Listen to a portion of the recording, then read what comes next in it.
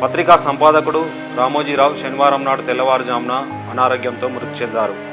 ఆయన మృతితో పత్రికా రంగంలో పనిచేస్తున్న జర్నలిజం లోకానికి ఒక ఆదర్శ వ్యక్తిని కోల్పోవడంతో చాలామంది దిగులుగా ఉన్నారు.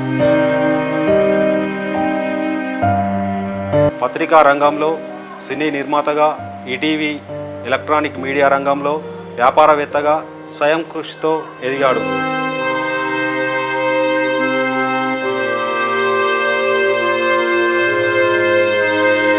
(1936) కృష్ణా జిల్లా గుడివాడలో నవంబర్ 16వ తేదీన రైతు కుటుంబంలో జన్మించారు.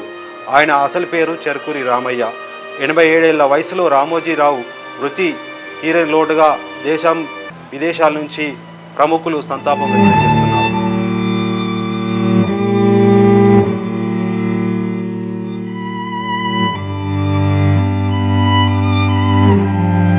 ఉన్నత చదువులు చదివి స్వయం కృషితో ఎదగాలన్న లక్ష్యంతో 1962లో మార్గదర్శి చిట్ ఫండ్ కంపెనీ పెట్టి ఆ తర్వాత ప్రియా ఫుడ్స్, 1974లో ఈనాడు పత్రిక విశాఖ కేంద్రంగా ప్రారంభించిన 4 సంవత్సరాల్లోనే అత్యధికంగా సర్క్యులేషన్ పొందిన ఏకైక పత్రికగా ఆ రోజు నిలిచింది.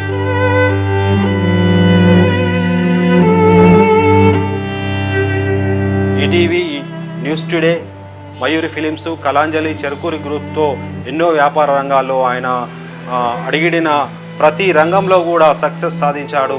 మంచి ఒక వ్యాపారవేత్తగా ఎదిగినందుకు ఆయనకు ఎన్నో అవార్డులు వచ్చాయి.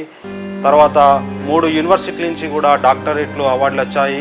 కేంద్ర ప్రభుత్వం కూడా పద్మవిభూషణ్ అవార్డు ఇచ్చి సత్కరించింది.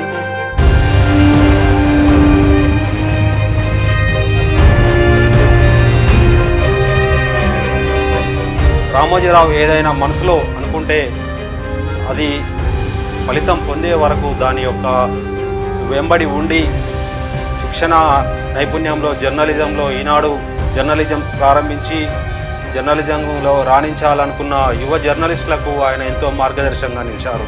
అలాంటి వ్యక్తి ఈరోజు మృతి చెందడంతో ఎంతోమంది దిగ్భ్రాంతికి గురయ్యారు.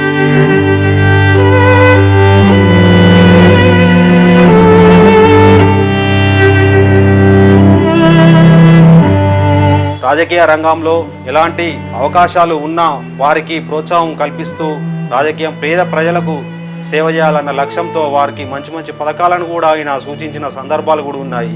దేశంలో అన్ని రాజకీయ పార్టీల ప్రధాన నేతలకు ఎన్నో సలహాలు కూడా ఇచ్చారు. అలాంటి నాయకుడు ఎదిగేందుకు ఎంతోమందికి దోహదపడ్డాడు. అలాంటి ఒక వ్యక్తి మృతి చెందడంతో దేశంలోని వివిధ రాజకీయ పార్టీ నేతలు, ప్రధానమంత్రి నుంచి మొదలుకొని ముఖ్యమంత్రులు, మామూలు సర్పంచుల స్థాయి నుంచి కూడా సంతాపం వ్యక్తం చేస్తున్నారు. అలాంటి వ్యక్తి దేశానికి తీరని లోటు.